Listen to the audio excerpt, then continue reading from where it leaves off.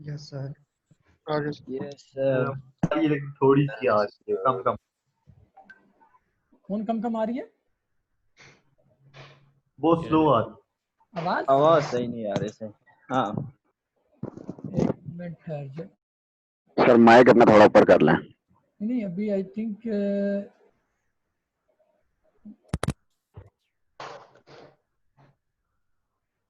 पहले दिक्कत आ रही थी।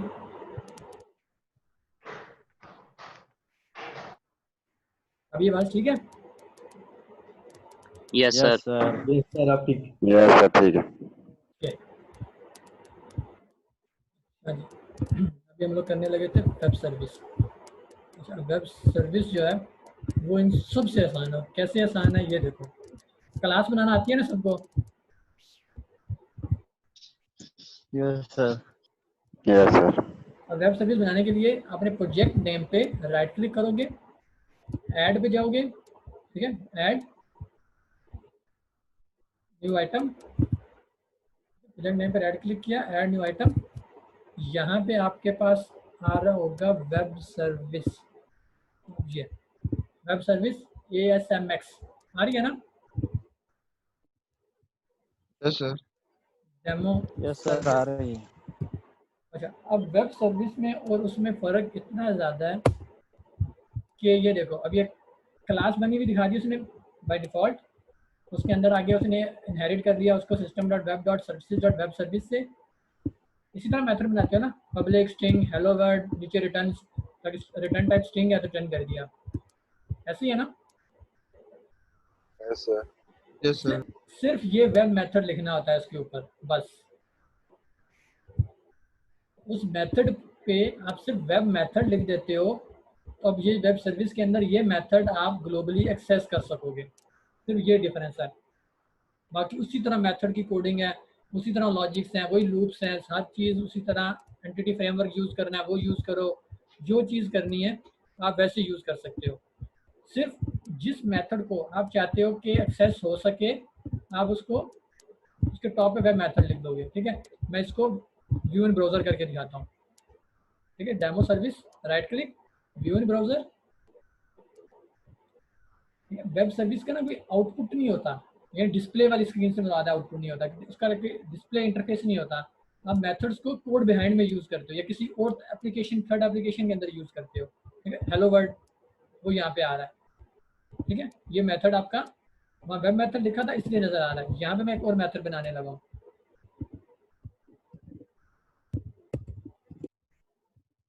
मेथड बना रहा हूँ सम का। देखिए ये क्या करता है, 1 + 9 डॉट टू स्ट्रिंग। ठीक हो गया, ये मैंने एक सम का मेथड क्रिएट किया।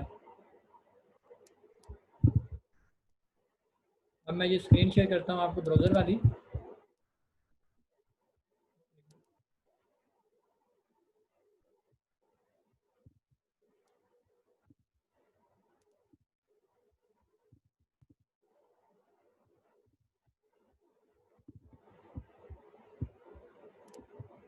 ये वेब सर्विस वाला पेज नज़र आ रहा है आपको, डेमो सर्विस डॉट ASMX। आ रहा है सर। ठीक है, अब देखो मैंने एक मेथड क्रिएट किया सम का, लेकिन वो यहाँ पे नज़र नहीं आ रहा। उसकी रीज़न ये कि मैंने उस सम वाले मेथड के ऊपर यहाँ पे वेब मेथड नहीं लिखा। जैसे मैं वेब मेथड लिखूंगा इसके बाद मैं जब इसको दोबारा व्यू इन ब्राउज़र करूंगा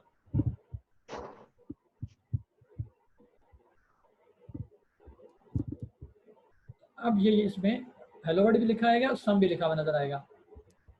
क्लियर हो गया? सर जो फंक्शन वेब मेथड के अंदर लिखेंगे वो सिर्फ शो करेगा ये? जिस जिस मेथड के ऊपर ये वेब मेथड लिखा हुआ होगा सिर्फ वो शो करेगा। सर सर मकसद क्या होता है वेब सर्विस का? मैं वो बताने लगा हूँ। देखो अब मैं एक बना रहा हूँ, ये आपके स्टूडेंट की इंफॉर्मेशन लेते हैं एग्जांपल कि आपने बनाया एक LMS। ठीक है, अब आपने तो जेनेरिक LMS बना के रख लिया। आप डिफरेंट यूनिवर्सिटी के पास चले गए, नंबर के पास गए जी आप हमारा LMS परचेज करें, वो कहते हैं ठीक है, आपने LMS नंबर को दे दिया। अब नस्ट यूनिवर्सिटी कहती है कि हमें आपका LMS चाहिए। अब आप नस्ट के लिए पूरे का पूरा LMS दोबारा से बनाओगे बैठ के, जबकि चीज़ें वही हैं, मॉड्यूल सारे वही हैं। चेंज क्या हुआ, यूनिवर्सिटी के नाम वगैरह चेंज हो गया, लोगो चेंज हो गया, टीचर्स चेंज हो गए, स्टूडेंट्स चेंज हो गए। तो आप क्या करते हो, ऐसे तमाम कॉमन मेथड्स, ठीक है, तमाम कॉमन चीज़ें आप उनको इस तरह सेपरेट लाइब्रेरीज बनाते हो और वेब मेथड बना लेते हो। वेब मेथड क्या होगा, गेट टीचर्स लिस्ट। अब अगर वो नस्ट के लिए चल रहा है तो आप नस्ट वालों की जिसको यूज़ करेंगे इस आपकी वेब सर्विस को, इस मेथड को कॉल करेंगे तो उनके अपने जो टीचर्स हैं सिर्फ उनकी लिस्ट आ जाएगी। जो पुरानी इंफॉर्मेशन है उसको आप किसी को लिंक दे रहे हो कि वो उसको यूज़ कर ले। जो उसकी वो सिंपल एग्जांपल देता हूँ कि आप चाहते हो कि आपकी वेबसाइट के अंदर फीचर हो कि मैं किसी बंदे का CNIC डालूं, वो नादरा से वेरीफाई करके बता दे कि ये बंदा जो CNIC वैलिड है या नहीं। उसमें क्या होगा कि नादरा की आपको वेब सर्विस चाहिए होगी, ये नादरा वाले एक वेब सर्विस बनाएंगे कि जो, देखो फॉर एग्जांपल इसको मैं इसको चेंज करता हूँ। ये समझो कि नादरा एक वेब सर्विस बना रहा है, वेरिफिकेशन ऑफ CNIC, और इसमें स्ट्रिंग में उसको CNIC चाहिए, ठीक है। अब नादरा की डेटाबेस, जैसे अब ये ज्यूम करो कि आपकी डेटाबेस है पूरी, जैसे नादरा की होगी, आपको पता है डेटाबेस किधर पड़ी हुई है, आपने उसका पूरा उसी तरह जो एंटिटी फ्रेमवर्क के थ्रू करते हो या सिंपल SQL कनेक्शन के थ्रू करते हो, कनेक्शन सिंक पास की, डेटाबेस में क्वेरी की कि select static from TBL CNIC where CNIC is equal to ये पैरामीटर वाला, तो रिटर्न अगर वो एग्जिस्ट करता है तो रिटर्न वेरीफाइड और एल्स में अनवेरीफाइड। पॉइंट समझ आया? Yes sir. ठीक है, यानी एक मेथड बनाया जो ने DB से चेक किया CNIC के बेस पे। अब डेटाबेस नादरा की वहां पड़ी है तो नादरा ने एक वेब सर्विस बना दी, एक वेब मेथड बना दिया वेरिफिकेशन ऑफ CNIC का। अब इस वेरिफिकेशन ऑफ CNIC को अब हम अपने पास यूज करना चाह रहे हैं, ठीक है। फिर अब नादरा ने बना के एक लिंक बना दिया। लिंक कौन सा है, ठीक है, लिंक है ये वाला, ठीक है। ये जो लिंक है अभी तो ये लोकल होस्ट पे आ रहा है ना, जो फॉर एग्जांपल अगर ये आप पब्लिश जब करते हो ना तो एक प्रॉपर URL आता है। URL कैसे आता है ये मैं दिखाता हूँ आपको।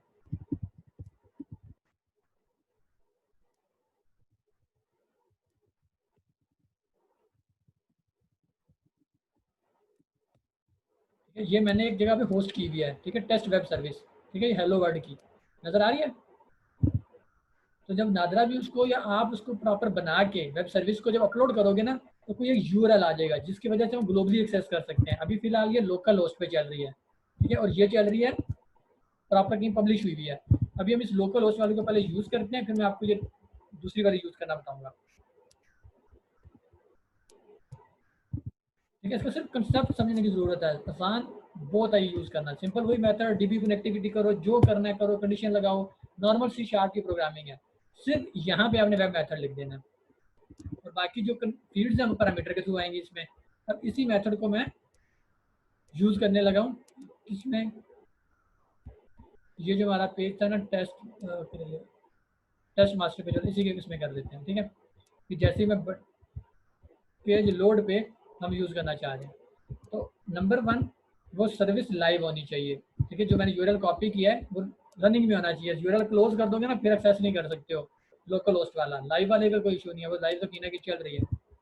अब यूज कैसे करना है, प्रोजेक्ट नेम पे राइट क्लिक, प्रोजेक्ट नेम पे right click, add service reference, ठीक है, ऐड सर्विस रेफरेंस क्लिक किया।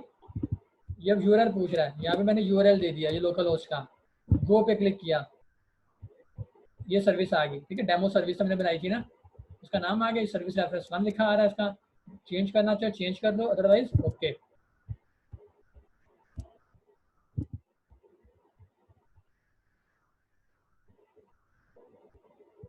अब जैसे ये मैंने ऐड किया तो ये रेफरेंसेस में देखो, ये कनेक्टेड सर्विसेज के अंदर सर्विस रेफरेंस 1 लिखा आ रहा है। अब इसको मैंने यूज करना है। अब यूज करने के लिए क्या होगा, सर्विस रेफरेंस 1 डॉट, अब जिस नाम से आपकी वेब सर्विस थी उसका नाम था demo service, demo service soap client, ठीक है। सोप प्रोटोकॉल ये यूज करता है, सोप क्लाइंट, जिसका हम ऑब्जेक्ट बना लेंगे obj is equal to view, ठीक है। अब मैं चाहता हूँ कि ये लिखा हुआ शो कर दे, रिस्पॉन्स डॉट राइट, यहाँ पे मुझे मेथड कॉल करना है obj डॉट हेलो वर्ड और सम भी आ रहा है, ठीक है, दोनों आ रहे हैं, जिस मर्जी कॉल करो। मैं हेलो वर्ड कॉल करता हूँ, ब्रैकेट में उसको पैरामीटर चाहिए था, एक मिनट। हाँ अच्छा, अब देखो, अब यहाँ पे ये पैरामीटर क्यों नहीं दिखा रहा कि जब मैंने सर्विस ये बना ली थी जिसमें ये चेंज किया था, तो इसके बाद मैंने दोबारा इसको व्यू इन ब्राउज़र नहीं किया था, जिसकी वजह से वो अभी पुराने वाला हेलो वर्ड मेथड उठा रहा है।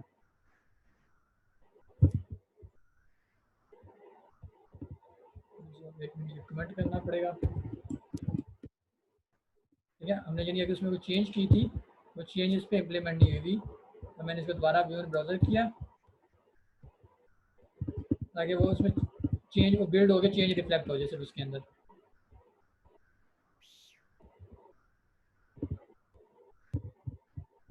उसके बाद जब आप चेंज करते हो, वेब सर्विस में कुछ चेंज आती है, तो जो रेफरेंस जो ऐड किया होता है ना, इसमें आप इस पर जाओ,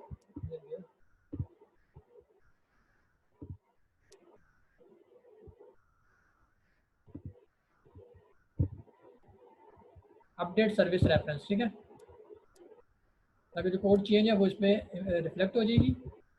अब जब मैं इसको यूज़ करूँगा, अब कह रहा है कि इसे स्ट्रिंग पैरामीटर चाहिए,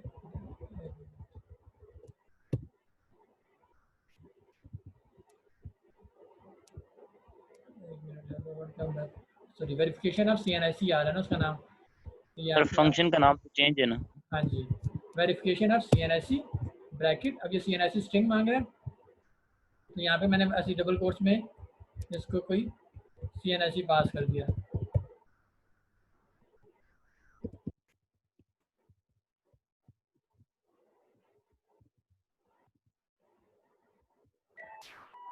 ये आखिरी ब्रैकेट बंद, ठीक है। ये अब वेब सर्विस सिंपल कॉल होगी, जिस नाम से सर्विस है सोप क्लाइंट का ऑब्जेक्ट क्रिएट किया, डॉट करोगे मेथड अवेलेबल है, और उसका जो रिस्पांस आएगा वो मैंने रिस्पांस राइट कर दिया ताकि मुझे वो नज़र आ जाए। अब मैं इसको व्यू इन ब्राउज़र करता हूँ। मतलब सिंपल वेब सर्विस को हमने यूज़ करने का तरीका देख लिया।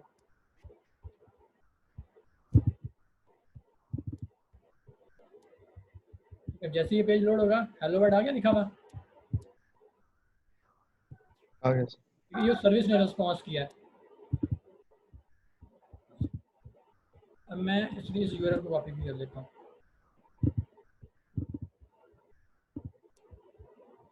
जहाँ तक कोई क्वेश्चन, किसी को कंफ्यूजन हो कि सिंपल सर वो ये सर्विस वाली जो आप एग्जांपल दे रहे थे ना नादरा वाली, वो थोड़ी सी अगर रिपीट कर दें। हाँ देखो, वो मैं ये कह रहा था, वो बात रिपीट कर दें सर। हाँ देखो, अब जैसे आप चाहते हो कि किसी बंदे का CNIC बेस पे वेरीफाई करना चाहते हो कि CNIC वैलिड है या पाकिस्तानी रेजिडेंशियल है या नहीं है, तो अब वो रिकॉर्ड सारा पड़ा है नादरा के पास, ठीक है। नादरा की डाटाबेस है, आप अज्यूम करो कि आप नादरा के डेवलपर हो, नादरा के पास काम करते हो, तो अब नादरा आपके बॉस कहता है कि जी यार ऐसी सर्विस बना दो या ऐसा भी तरीका बनाओ कि हम जो डिफरेंट गवर्नमेंट अदारे हैं उनको हम एक लिंक देना चाह रहे हैं, वेब सर्विस अपनी दें कि वो किसी बंदे का CNIC डाल के ना वेरीफाई कर सके कि बंदा वैलिड है कि नहीं। उसके लिए फिर आप ये एक वेब सर्विस बनाओगे, उसमें एक मेथड बनाओगे जो डाटाबेस से क्वेरी करेगा पैरामीटर की बेस पे, कि CNIC को डाटाबेस के टेबल से मैच करेगा। चेक करोगे if select direct from table का नाम where CNIC is equal to ये पैरामीटर वाला CNIC, फिर आप चेक कर लोगे, अगर रिकॉर्ड मिल गया तो रिटर्न ट्रू, एल्स में रिटर्न फॉल्स, वो आप उससे भेज दोगे। तो आप ये सर्विस तो बन गई, सर्विस पब्लिश कर दी। अब जो पर्सन या जो गवर्नमेंट अदारा यूज़ करना चाह रहा है उसको आप ये URL दे दोगे, ये लिंक दे दोगे कि ये हमारी सर्विस है जिसमें आप CNIC भेजोगे। इस मेथड को जब कॉल करोगे पैरामीटर में CNIC भेजोगे, हम अपने डाटाबेस से वेरीफाई करके आपको बता देंगे बंदा वैलिड है कि नहीं। इस काम के लिए सर ये ऑटोमेटिक करेगा, मतलब डाटाबेस से ऑटोमेटिक उस करेगा लिंक के थ्रू ऑटोमेटिक हो जाएगा। हाँ, बिल्कुल, ताकि वो मेथड आपने उसकी जो कोडिंग है वो सारी यहाँ लिखी होगी ना, वो सिर्फ कंपनी और वो सर हमने तो नहीं लिखी होगी, वो तो नादरा वाला ने लिखी होगी ना। मैंने यही कहा ना कि अज्यूम करो कि आप नादरा के डेवलपर हो, हाँ, तो आपने ये बनाई या अगर आप नादरा के डेवलपर नहीं होते, नादरा के डेवलपर्स ने बना के ये एक मेथड दे दिया वेरिफिकेशन ऑफ CNIC का, जिसमें कि CNIC पैरामीटर भेजो। आपका काम सिर्फ इतना होगा कि आपने इस सर्विस का ऑब्जेक्ट बना के उसका सिर्फ ये मेथड कॉल करना है, बस आपने सिर्फ ये 2 लाइनें लिखनी है, बाकी काम उस मेथड के वेब मेथड के अंदर ऑलरेडी लिखा हुआ है। यानी अगर आप डेवलपर हो तो आपने इस तरह का मेथड बनाया हुआ होगा, ठीक है। यानी आप अपने प्रोजेक्ट में जो फंक्शनैलिटी चाहते हो कि यार ये फंक्शनैलिटी मैं किसी को देना चाह रहा हूँ, पूरा प्रोजेक्ट नहीं देना ना, मैंने पूरा कोड देना है, सिर्फ ये मेथड, एक मेथड है, ये बंदा एक्सेस कर सके। तो आप उसको वेब मेथड बना के उसकी फंक्शनैलिटी उसमें डाल दोगे और उसका लिंक शेयर कर दोगे। ठीक है, मीन्स के सर कोई भी वो अपनी फुल डेटाबेस शेयर नहीं करेंगे अपनी, बिल्कुल वो एक लिंक जनरेट करेंगे। एग्जैक्टली। Okay sir. अच्छा, अब जैसे हर मेथड के लिए हमें वेब मेथड लिखना पड़ेगा। हाँ, जो एक्सेस देना चाहते हो। अब फॉर एग्जांपल, अब इसी में एग्जांपल देता हूँ। अब मैं चाहता हूँ कि एक्सेस उसको इस मेथड की हो और यहाँ से मैं ये करता हूँ रिटर्न सम। ठीक है, ये अब उसको नज़र वेरिफिकेशन ऑफ CNSE आएगा। ये मेथड भी यही बना हुआ है जो कि फर्दर आगे से वैल्यू निकाल के उसको रिटर्न करता है। तो हम इस मेथड को वेब मेथड नहीं लिखेंगे अगर हम नहीं देना चाहते। ये वेब मेथड कर दिया, जैसे ये मेथड कॉल होगा वो इसके अंदर से आके इस मेथड को कॉल करेगा, लेकिन जो आम यूजर को नजर आएगा उसको सिर्फ ये एक मेथड नजर आएगा। पॉइंट समझ आ गया? Yes sir. यानी यस सर, मतलब जी जी मैंने कहा सर इस तरह जितने भी हो हम मल्टीपल कर सकते हैं, बिल्कुल कर सकते हो। और उसमें से जिस नेस्टेड मेथड कर। हाँ, जिस मेथड की एक्सेस देना चाहते हो उस पर वेब मेथड लिख दोगे, जिसकी एक्सेस नहीं देना चाहते हो उसको आप फर्दर सब कॉल कर लो अपने पास। सही हो गया। ओके, अच्छा, अब वो मैंने जो आपको पब्लिक यूआरएल दिखाया था जो मेरी अपनी वेबसाइट का था, अगर उसको मैंने ऐड करना है सेम वही तरीका है। अभी तो लोकल होस्ट का था ना, ऐड सर्विस रेफरेंस, और यहाँ पे वो मैं लाइव वाला जब यूआरएल दोगे कि पब्लिश करने के बाद तो वो लाइव वाला उठा लेगा और यूज करने का बिल्कुल वही 100% तरीका है। ठीक है, अभी सर्विस रेफरेंस 2 के नाम से ओके किया। अब मैं यहाँ यूज करना चाहता हूँ तो यहाँ पे सर्विस रेफरेंस 2 यूज कर लूंगा, कोई फर्क नहीं उसमें। सिर्फ वो लोकल होस्ट पे चल रही थी, ये हमारी लाइव चल जाएगी। Test soap client,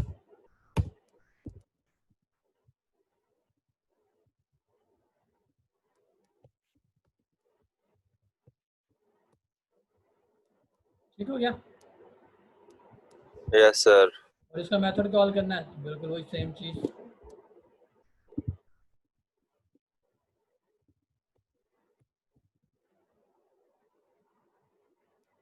widget2 hello world, इसके पैरामीटर कुछ नहीं। ये सिंपल तरीका। आप लोकल होस्ट वाले की भी पब्लिश करोगे आप, उसके बाद वो भी लोग आप इस यूआरएल के साथ एक्सेस होगी, फिर आप किसी को भी दे सकते हो। लोकल होस्ट जो है वो आप इंटरनल टेस्टिंग के लिए तो यूज कर सकते हो, लेकिन किसी को शेयर नहीं कर सकते हो। शेयर करने के लिए पब्लिश करना जरूरी है।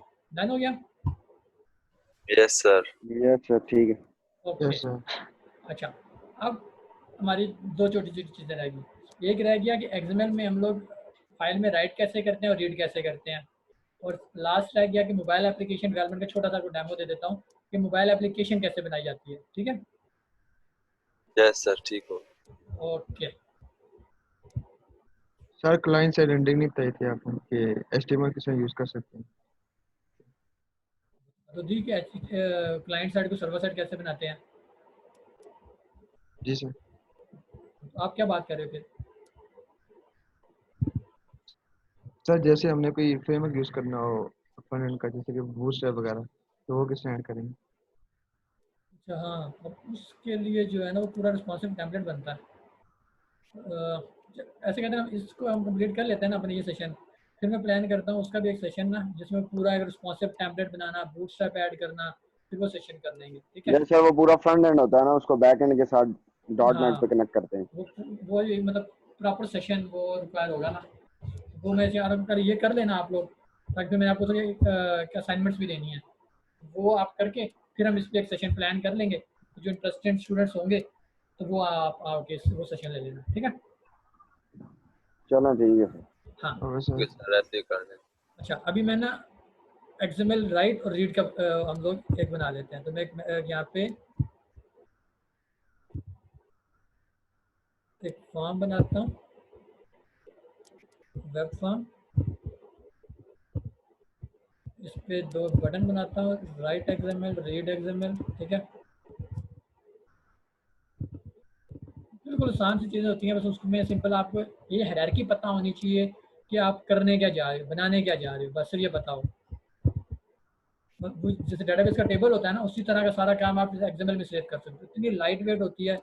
जैसे डीबी में क्वेरी करने के लिए तो एसक्यूएल सर्वर को जाकर कनेक्ट करेगा, डाटा कनेक्शन ओपन करेगा, डाटा उठाएगा, ये वो लोकली वहीं पड़ेगी उसके पास, वहीं से उठा के आपको शो कर देगा।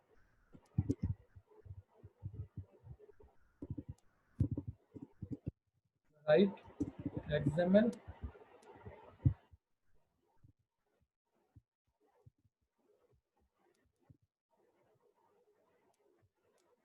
एक मिनट,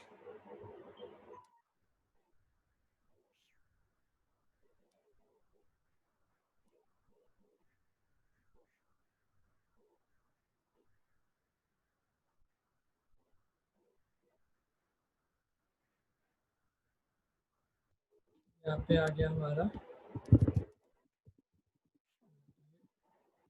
XML रीड।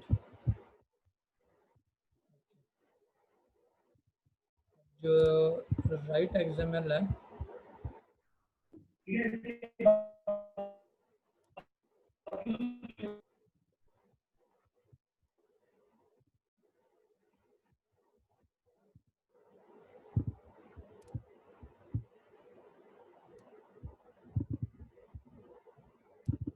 एक तो यह कि हमें इस पे चाहिए होगी नेम स्पेसिस, ठीक है, सिस्टम डॉट एक्सएमएल टेक्स्ट और डाटा, ठीक है, ये हमने नेम स्पेस ऐड कर ली।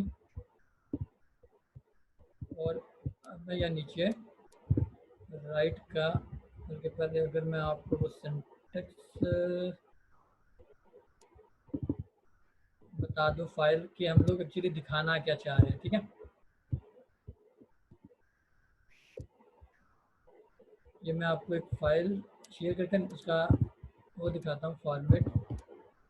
ये देखो, अब एक्सएमएल का ना ये फॉर्मेट सा होता है एक्सएमएल, ठीक है। अब एक एम्प्लॉय को रिकॉर्ड ऐड कर रहे हैं, ठीक है।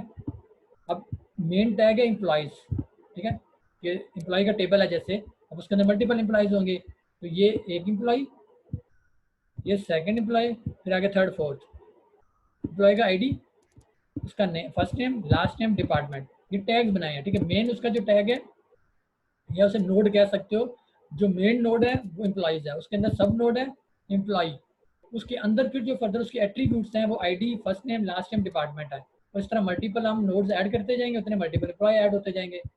पॉइंट समझ आया? Yes sir. Yes sir. ठीक है। अब इस चीज़ को हम लोग अब कोडिंग से राइट करेंगे, एक्सएमएल राइट, यानी आपका सिंपल एक फॉर्म बना हुआ है जिसमें ये ID, first name, last name, department की 4 फील्ड्स हैं, आपने वही डेटाबेस में अब इंसर्ट करनी है, मतलब एक्सएमएल फाइल क्रिएट होगी और वो इंसर्ट होता जाएगा एक्सएमएल फाइल के अंदर। ये से आप कह लो कि हम एक्सएमएल को एज ए डेटाबेस यूज कर रहे हैं, ठीक है। अब इसका जो कोड है ये मैं यहाँ पे टाइम सेविंग के लिए लिख देता हूँ। ये हमारी एक्सएमएल राइटर की क्लास होती है, ठीक है, ये नजर आ रही है, तो कोड पेस्ट किया,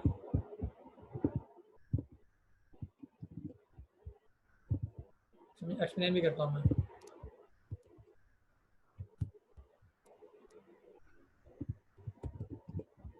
अच्छा ये देखो, एक मैंने पहले मेथड बना लिया जिसमें ना मैंने एक एरे के थ्रू, ठीक है, डाटा टेबल क्रिएट कर रहा हूँ, ठीक है।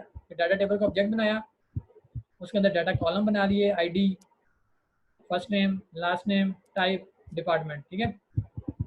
डाटा कॉलम क्लास है, उसका ऑब्जेक्ट क्रिएट किया, कॉलम का नाम दिया और इस डाटा टेबल में कॉलम्स डॉट ऐड करके कॉलम ऐड कर दिया। ये रन टाइम पे हमने 5 कॉलम क्रिएट कर दिए।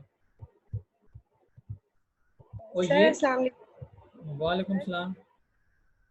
सर आपको हम लोगों ने बताया था कि हमारी ना दूसरी भी क्लास है। ठीक है सर, हमारी दूसरी भी क्लास है और तो इसलिए हमारी तो क्लास का कोई बंदा भी नहीं आया, तो फिर आप तो हमारी एब्सेंट मार्क करेंगे। नहीं हम करूँगा, आपको लेंगे। नहीं करूँगा, मैं एब्सेंट मार्क आ दूंगी। आप ये वीडियो देख लेना, असाइनमेंट कर लेना, बस मार्क्स लग जाएंगे, ठीक है। सर ये वीडियो हमें ना रिसीव ही नहीं होती, एलएमएस पे भी नहीं हो रही और यहाँ पे भी व्हाट्सएप पे आप सेंड कर देंगे। मैं व्हाट्सएप पे भी सेंड कर दूंगा, उस पर भी डाल दूंगा, यूट्यूब पे भी डाल दूंगा, उसका लिंक भी सेंड कर दूंगा, एलएमएस पे भी डाल दूंगा, अभी क्लास एंड होते ही ना सब चीजें डाल दूंगा मैं, ठीक है? सर असाइनमेंट कौन सी अभी दूंगा ना आप लोगों को, आज देंगे? और नहीं तो 15 मिनट के अंदर जमा करानी होगी। सर आज असाइनमेंट देंगे? आज तो एंड हो गया। बात सुन लो, कंप्लीट होने तो बाद में बात करते हैं इस पे, ठीक है? ये तोहफा चलो अचानक ठीक है से- सर। नहीं, कल तो बड़ा कह रहे थे आपका हुक्म सर आंखों पे, और अभी सर ये गलत है।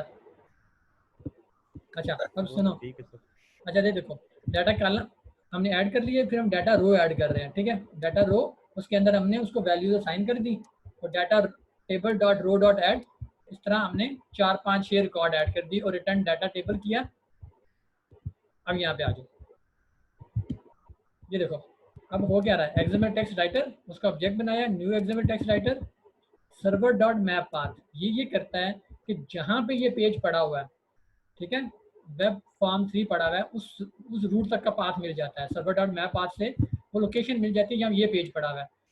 वहाँ पे वो एक डायरेक्टरी पकड़ेगा ऐप डाटा, उसके अंदर एम्प्लॉय डॉट एक्सएमएल की फाइल बना देगा, ठीक है? इस लाइन में उसने फाइल क्रिएट कर दी। फिर ये अब उसके अंदर हमने फॉर्मेटिंग की सेटिंग कर दी। इंटेंडेड मतलब होता है कि वो ऑर्डर में उसको शो करता जाएगी, यानी ऊपर एम्प्लॉयज है, फिर उसके नीचे थोड़ी सी स्पेस दे के जो एम्प्लॉय की नोड है वो बना देगा, फिर उसके नीचे थोड़ी सी स्पेस दे के, ये इंटेंडेड कहते हैं। फॉर्मेटिंग हमने सेट कर दी। फिर हमने कह दिया वही object dot right start document, ठीक है? डॉक्यूमेंट स्टार्ट करना शुरू कर दिया। ये उसने कमेंट ऐड कर दिया, जो उसमें कमेंट एक दिखा रहा था ना, प्रोग्रामिंग राइटिंग एक्सएमएल, ये कमेंट है, वो ऐड कर दिया। स्टार्ट एलिमेंट एम्प्लॉयज, जो हमने उसमें देखा था ना, जो मेन हमारा एट्रीब्यूट नोड थी एम्प्लॉयज के नाम से थी, हमने डाटा टेबल किया, गेट एम्प्लॉयज, वो जो मेथड था वो तमाम रिकॉर्ड हमारे पास फेच हो गए। अब स्टार्ट राइट स्टार्ट एलिमेंट, अब उसके अंदर फर्दर हम जा रहे हैं, जैसे ये राइट स्टार्ट एलिमेंट किया था ना, उस मेन के अंदर ये फर्दर कर रहे हैं। एम्प्लॉय एट्रीब्यूट उसके अंदर ऐड कर रहे हैं, name, type, ID, name, first name, last name, department, ठीक है? एट्रीब्यूट है वो ऐड करता गया उसके अंदर। और राइट एंड एलिमेंट जब किया, वो उसके अंदर वो पूरा का पूरा एलिमेंट ऐड हो गया। और फिर देन फर्दर ये एक नोड ऐड हुई, जो एम्प्लॉय 1 by 1 एम्प्लॉय ऐड हो रहे हैं ना, ये वो वाली नोड थी। ये फिर मेन वाली बंद कर दी, राइट एंड एलिमेंट। फिर राइट एंड डॉक्यूमेंट, ये डॉक्यूमेंट आप राइटिंग एंड कर दो। अच्छा, मेमोरी में जो उसकी स्पेस ले रहा होता है, एक्सएमएल राइटर डॉट फ्लश, उसको मेमोरी क्लियर कर देता है और डॉक्यूमेंट को क्लोज कर देता है। सिंपल ये मेथड लिखने से आप उसको रिकॉर्ड को एक्सएमएल में राइट कर सकते हो। अब ये मैंने डाटा टेबल के थ्रू किया है, ये सारा काम आप टेक्स्ट बॉक्सेस से इनपुट लेके भी कर सकते हो, ठीक है? यहाँ पे जो डाटा टेबल की वैल्यूज है, इसकी जगह पे आप टेक्स्ट बॉक्सेस की वैल्यू दे सकते हो, तो वहाँ से वैल्यू लेना शुरू कर देता है। यहाँ तक क्वेश्चन किसी का?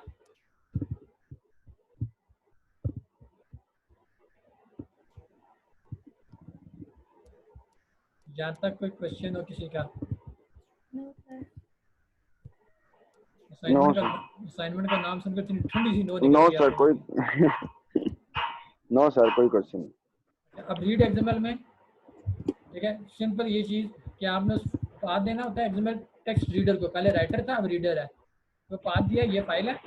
जब तक रीडर रीड कर रहा है, पहले उसकी नोट टाइप चेक कर लेगा कि अगर वो टेक्स्ट है नोट टाइप, तो उसको राइट करता जाएगा। तो ये हमें सारे के सारे हमें वही एक्सएमएल हम रीड कर सकते हैं। ये भी रिस्पॉन्स डॉट राइट कर रहा है, यानी वेब पेज पे लिखा नजर आएगा। इन्हीं चीज़ों का टेक्स्ट बॉक्स के अंदर भी शो कर सकते हो आप। ठीक है, इसको थोड़ा सा प्रैक्टिस जब करोगे ना डिफरेंट फील्ड्स के साथ, तो आपको थोड़ा ज़्यादा अच्छा क्लियर हो जाएगा। ठीक है,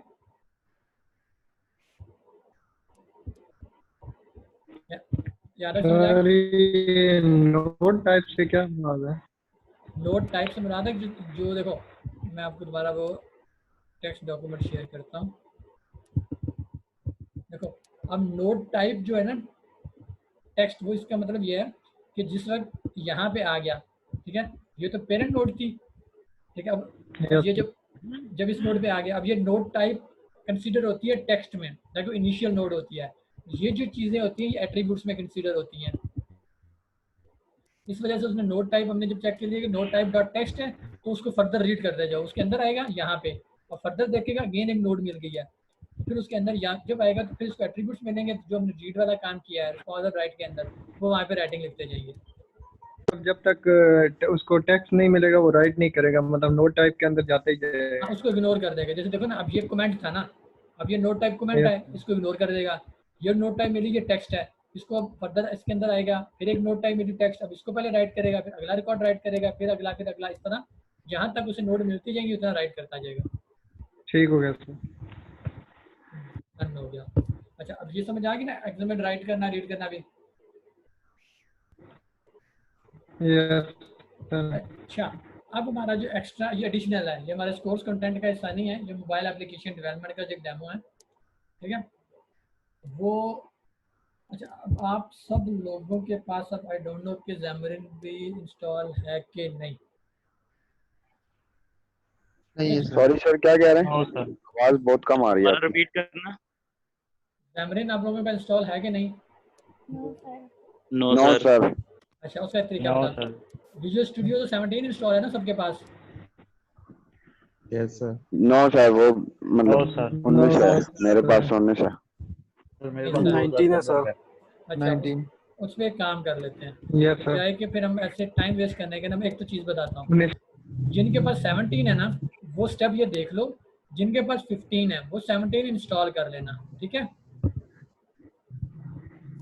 अब ये देखना, आप लिखोगे ना विजुअल स्टूडियो इंस्टॉलर, ठीक है। विजुअल स्टूडियो इंस्टॉलर आपके पास स्टार्ट मेन्यू में लिखोगे तो आता है, ठीक है। मैं यस सर। वो स्क्रीन आपसे शेयर करता हूँ, एक मिनट। ये सब लोग आप देख लेना। उसके बाद फिर हम ये करते हैं कि जब आप लोग सब कोशिश कर लो 2-4 दिन हफ्ते में, जब थोड़ा रिलैक्स हो जाते हैं ना बाकी असाइनमेंट्स वगैरह से, टीचर्स वगैरह से, तो फिर हम लोग एक प्लान कर लेंगे। जब आप सब लोग ये इंस्टॉल कर दोगे, देन मैं आपके सेशन ले लूँगा जो इंटरेस्टिंग है ना इस काम के लिए। तो मैं आप लोगों को एक डेमो लेते हुए वो आपको एक्सप्लेन कर दूँगा, ठीक है। Yes sir. ये ठीक मैं है, ठीक। एक मिनट, ये मैं इंस्टॉलर वाली स्क्रीन दिखा रहा हूँ कि जब इंस्टॉलर खोलोगे तो ये आपका विजुअल स्टूडियो जो आ रहा होगा ना, यहाँ पे आपने मोर में जाके मॉडिफाई करना है। जब मॉडिफाई करोगे तो आपके सामने स्क्रीन ओपन होनी है।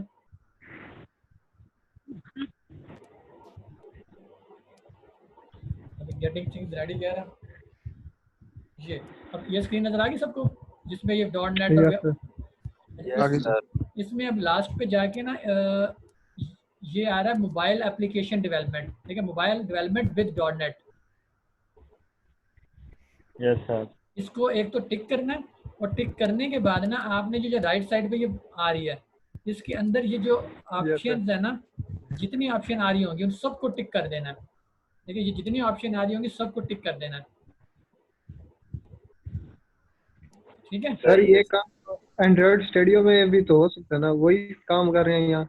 हाँ, हो सकता है, लेकिन उसका देखो एडवांटेज क्या है इसमें। एंड्रॉइड स्टूडियो में जो एप्लीकेशन में आती है सिर्फ एंड्रॉइड में चलती है। ये जो है ना, ये देखो इसके नीचे लिखा हुआ है build cross platform application in iOS, Android, window phone. इन इसमें एक एप्लीकेशन बनाते हो, वो एंड्रॉइड में भी चलती है, iOS में भी चलती है, विंडो फोन में भी चलती है। सही सर। और Xamarin की तरह सर। ये है ही Xamarin। अच्छा, ठीक है। ये जो mobile development in dot net होती है ना, Xamarin कहलाती है, ठीक सर। ठीक है। उसमें आगे लिखा हुआ है ना यूजिंग Xamarin।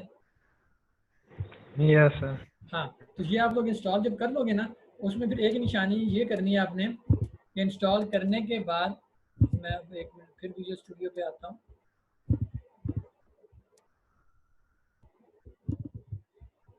उसके बाद आपने टूल्स में जाके, टूल्स में ऑप्शंस में ये आ रहा है Xamarin, इस पर क्लिक करना है और ये चेक करना है कि ये तीनों ग्रीन में टिक हुए होने चाहिए। सही है। ठीक हो गया। इसका मतलब कि आपका Xamarin इंस्टॉल हो गया। सर ये किधर से ओपन किया सर, ये दोबारा बता दें। वीडियो देखना, बताता हूँ। टूल्स में जाके ऑप्शंस और ये Xamarin आ रहा है, ठीक है। समझ आएगी? Okay sir. Yes sir. Yes sir. हाँ, ये आप सर लोग जेडी जी सर जेडीके क्यों इंस्टॉल हुआ है इसमें? ये एक्चुअली जो बैकएंड पे जो एंड्रॉइड की जो एप्लीकेशन चल रही होती है वो जेडी की यूज़ कर रहे हैं, जावा डेवलपमेंट की यूज़ कर रही होती है। बैकएंड पे उसने जो सपोर्ट वगैरह लाइब्रेरीज चाहिए ना, वो ये इसकी डिपेंडेंट लाइब्रेरीज हैं, एनडीके, एसडीके और जेडीके। बैकएंड पे वही यूज़ हो रहे होते हैं।